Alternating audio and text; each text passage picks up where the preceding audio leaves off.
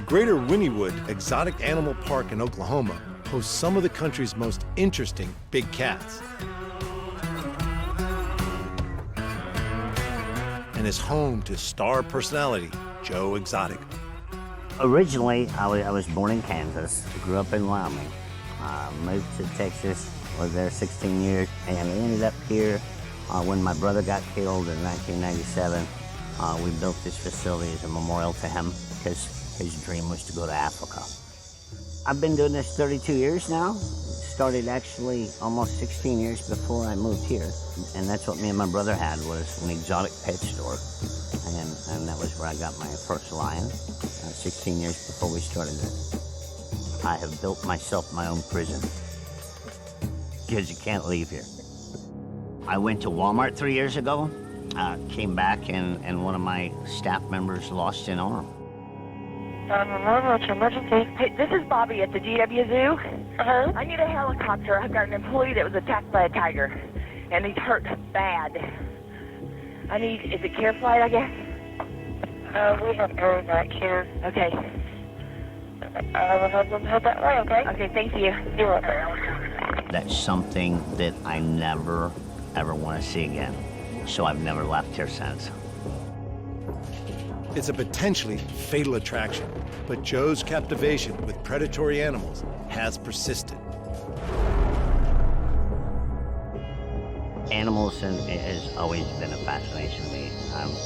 I picked up sick animals when I was little and pretended I was a vet and nursed them back to health, so it's just kind of something I've been born with. The Showman Side. You know, it's just because I say what most people are thinking, and they're too scared to say it, and I have fun. Anything I do, you can give me a bowl of Cheerios and a glass of milk, and I can motorboat around that bowl all day long. Entertaining, I love to entertain. 'Cause I saw Tiger. Joe's love of entertaining has led him to pursue many careers in the spotlight, which have seen him adopt the stage name of Joe Exotic. Most recently, he's combined his passion for exotic animals with his successful country music career.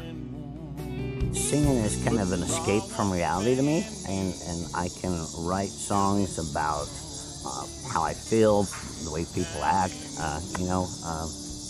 misery, happiness, and that's just something that I use for an escape. I'm pumping iron. Sure, he's a little eccentric, but he does have ambition. In 2016, he ran for president against Donald Trump. I laid in bed one day during the presidential election, and, common people like you and I never get heard. That's a fact. You can vote all day long. You can send a letter. You'll never get a response, and if you do, it's a form letter. So I laid in bed one night, and I was like, how in the hell do I ever have a voice? Woke up the next morning, filled out my federal papers, signed up to run for president, and I learned more in 11 months of running for president of the United States than I did in 12 years of high school. So we gave him a run for the money. People are like, you lost. I didn't lose anything. 100 million people know who I am. I got my voice out there. I got my opinions out there. I think we won a lot. Give your money away. Joe's first love, however, has and always will be his animals. The first time I rescued a tiger, and I still have her. She's 27 years old. That was my first real connection. And when you help something, there's a much different connection there than if you buy something and try and make it a pet. Taking unwanted abused animals, I have a whole lot more sense of being able to work with them. I'm like their savior, and they know that. We are here to educate the world, entertain people, and take care of animals. I don't like the word sanctuary. We're a zoo. We're open to the public. We buy, sell, breed, take in unwanted animals. There's everything here. We have 450 plus animals. We have everything from Michael Jackson's alligators to Steve Martin's chimpanzees to just John Doe's tiger out of his backyard. We have a diverse family of animals of all kinds and people of all kinds. People ask me every day, well, you know, how do you train these tigers? I don't train my tigers. I walk among my tigers. And if they want to be petted, we pet. If they want to be loved on, we love. If they're laying over in the shade or the sun and they have their ears back and they just want to be left alone, they're left alone. The American Veterinary Medical Foundation states that once in captivity, no wild or exotic animal species should be re-released into the environment. For many of Joe's animals, his zoo is their final home, and he believes this is the safest place for them. The only safe place for an animal in the United States is in a cage, in a zoo, or somebody's yard that can properly care for them. Unfortunately, society in today's world won't allow even a rehabilitated animal to be turned back loose in the wild. We just had a bear in Oklahoma a couple months ago, a wild bear, come up on a lady's porch in town. I said, what do? They kill it. You know, they hunt it down and kill it because it come into town. And this is the most important thing that I hope anybody gets out of anything that I'm saying is animals in the wild have no rights, none whatsoever. We trash our oceans. We build cities in our wetlands and our mountains. We took away their habitat. But if you properly care for and you don't take away from the wild, I believe any animal that's bred in captivity, you have a right to own it as long as you take care of it. While animals like the black bear are native to the States, other animals such as lions and tigers have been imported, making their care and welfare once they arrive a hot topic. The placing of exotic animals in wildlife sanctuaries and the motivation behind doing so is a highly contentious issue.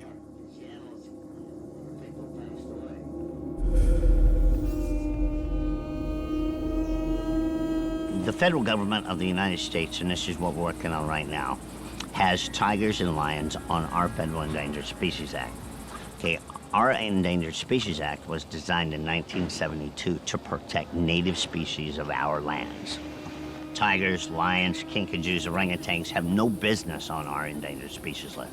Okay, but put them on our endangered species list, what that has done is, you know, private citizens are not allowed to possess, own, breed, interstate commerce, which means sell across state lines, anything like that. 2 months ago, you saw online that there's too many tigers in America. A month later, we put them on the Federal Endangered Species list. In the meantime, they ship a circus tiger in from Peru to America and 13 lions from another country. Somebody's got to make up their damn mind. Have we got too many in America? Do they belong on the endangered species list in America? And why are we shipping them in? Because it makes good rescue stories. We rescued a tiger from Peru, and we need to raise $33,000 to care for this damn thing. And they euthanized it 6 months later because the money train ran out.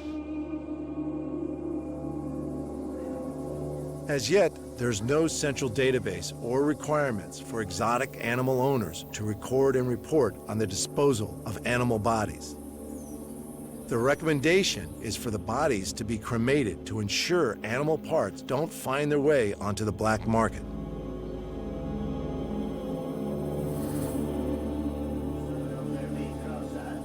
Between 2000 and 2004, more than $100 million was made from the sale of wild animal imports, making it a lucrative business. Ever one to speak his mind, Joe considers it's the money rather than the care and protection of animals that drives many sanctuary owners in the U.S. It is a controversial opinion, and whether he is right or not is yet to be determined. There's 2,800 registered tigers in America. There's less than 3,000 in the wild. Every sanctuary in this country is the same one. It has nothing to do with helping animals. All you have to do is take the board of directors' names and pull up their tax records of what property they own. And I'll guarantee you every one of them lives in over a $800,000 house. This ain't about animals. This is about money. Understand this. If you raise money for animals at a particular nonprofit facility, it better be spent for them animals. See, here in America, you have to be licensed by the United States Department of Agriculture and be inspected to make sure that you're taking care of everything right and following protocols and vet care and all that stuff. Only if you're open to the public. Now, if you're a sanctuary that doesn't exhibit and you're closed to the public, God only knows what's going on behind them walls. Okay, and see, that's another problem with most of these sanctuaries and these organizations is they want animals in sanctuaries with no contact. How would you like to be thrown in jail and never touched or never loved on? As much as Joe loves his animals, they remain at heart wild and unpredictable creatures.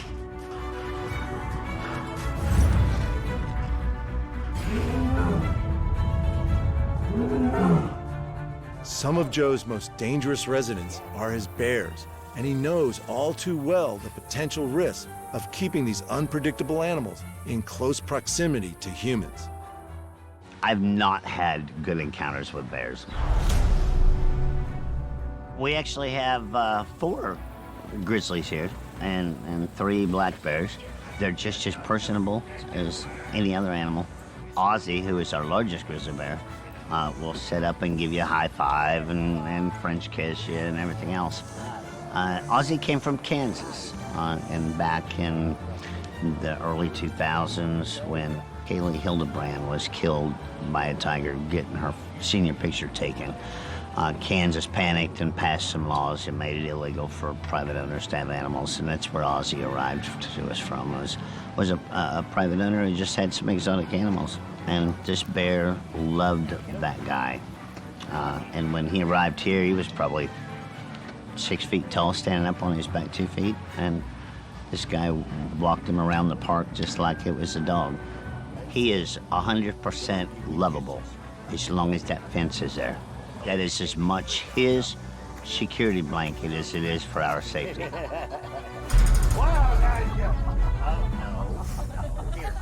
I've been in with him. He's 100% different bear. He weighs about 1,400 pounds. You know, during the summertime, they eat less, they lose a little bit of weight. During the wintertime, they eat more and they put it on. For a Syrian grizzly, he's pretty large. Bears are not as predictable as a lot of animals are, in my opinion. Bears is something that I've really never specialized in working with because they're just so moody. I had a black bear at one time that we raised called Little Bear, and she grew up in the gift shop years ago. And she got out of her enclosure one day and went back to the gift shop and decided to wreak havoc in the gift shop because she was playing. You know, everything on the shelves had to come off the shelves. And I put a harness on her and went to walk her out. And bears are much different than tigers. When they lay their ears down and they do that, you're gonna get bit. Bears may be different to tigers, but that doesn't mean tigers pose any less of a threat to Joe and his team.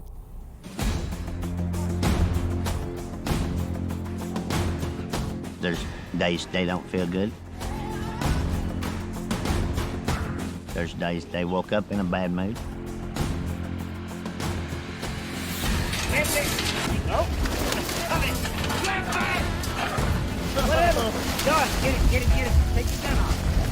Like I said, I've built myself my own prison. If people think that you do this because you're getting rich, they really need to come work here.